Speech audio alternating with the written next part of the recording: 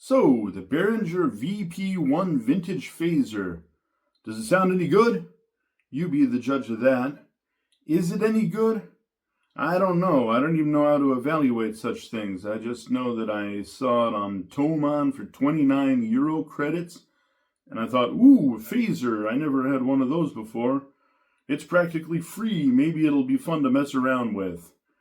And it's in a housing that's made of something you could kind of consider metal.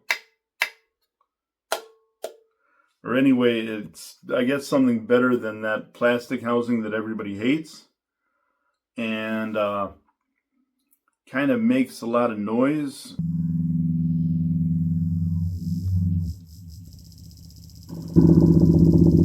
When you turn up the gain, it really makes a lot of noise.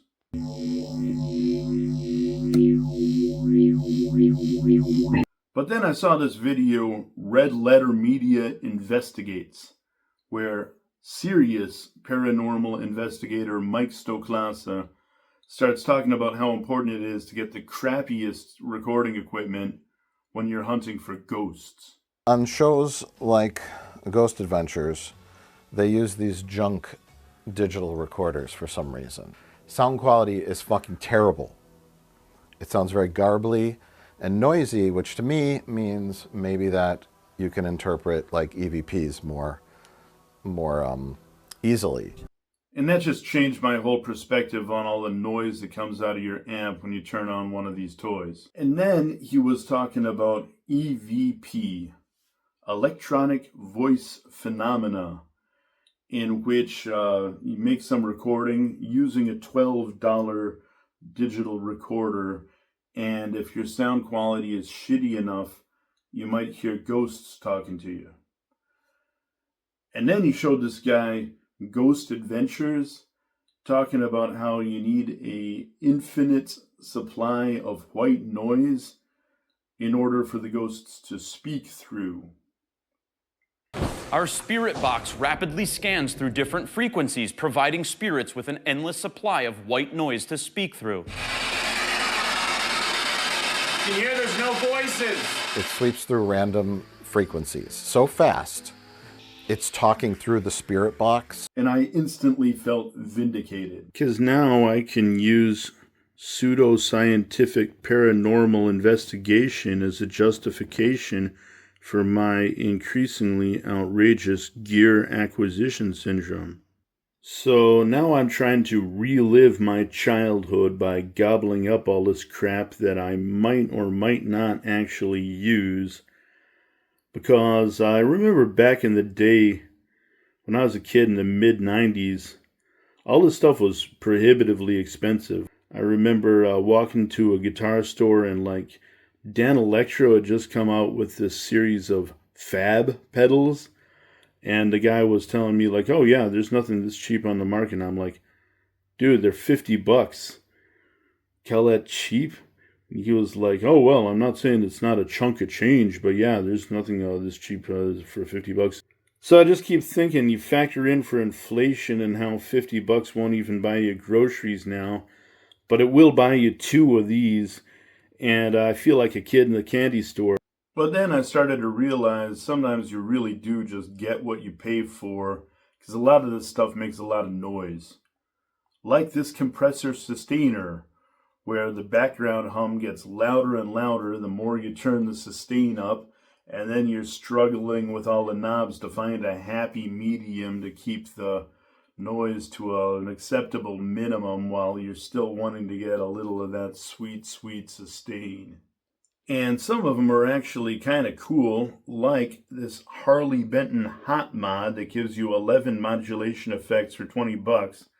And 5 or 6 of them are actually usable, but it creates a very audible background hum that I can't figure out how to dial out. So I was starting to feel resigned to my fate for buying all this cheap crap, and I figured maybe I'll just have to embrace the suck and put up with all this background noise. But then I saw Mike Stoklasa talking about how cheap gear background noise is actually desirable for capturing paranormal phenomena. Whoa! Wow.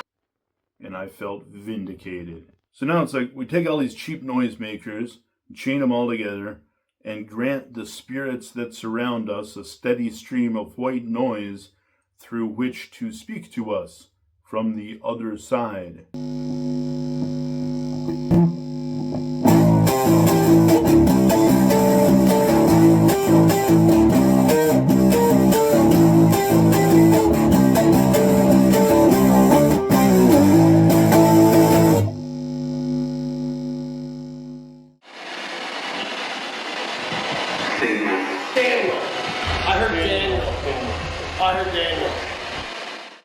Now, obviously, the end goal of all of this is a seance with Steve Albini.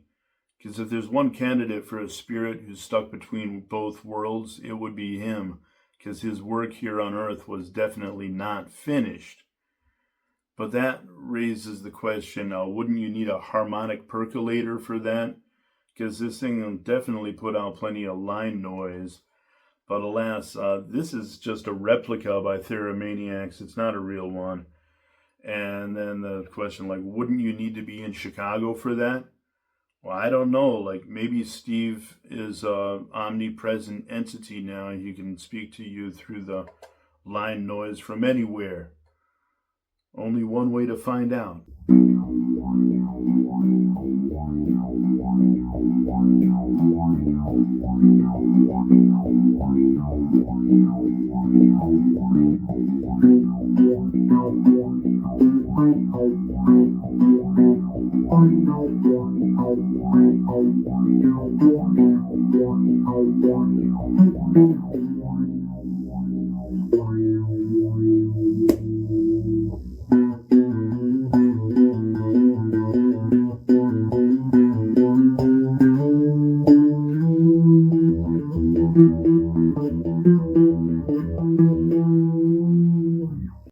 So if you made it this far, thanks a lot for watching. And just for the record, these are the only pedals I've actually used in real Shy Squad songs and live performances. So just let that be known.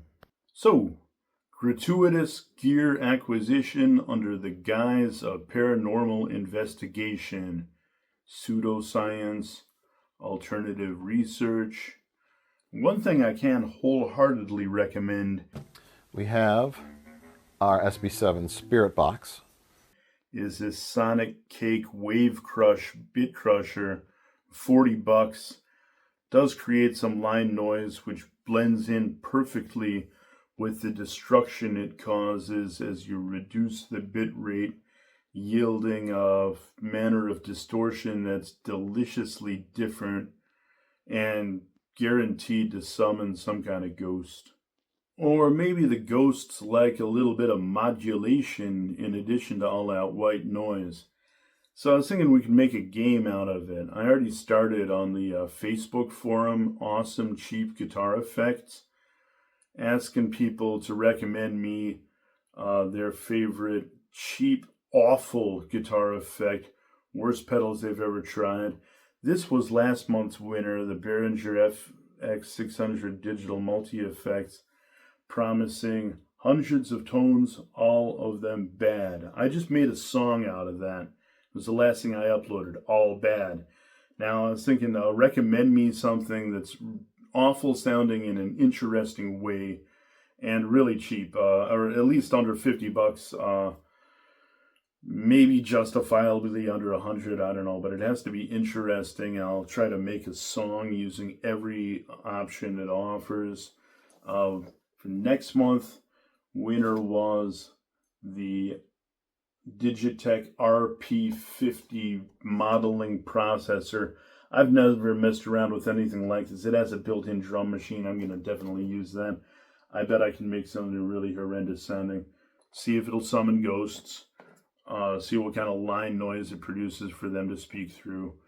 And should be all set. So please write your recommendations for something cheap and awful. Or if it is over $100, at least let it be something really interesting that I might be able to use for other stuff.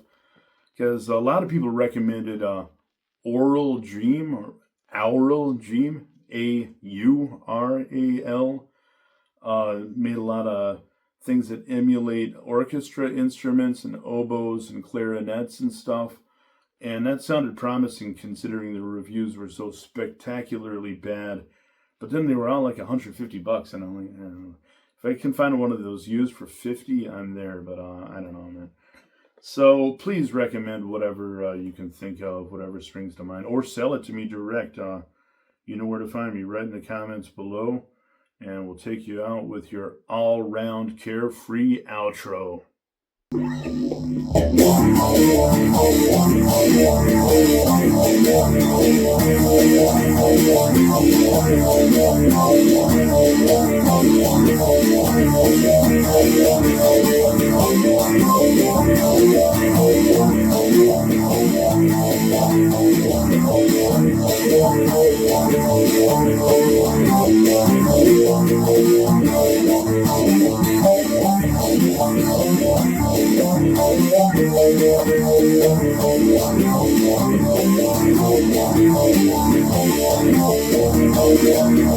Thank you.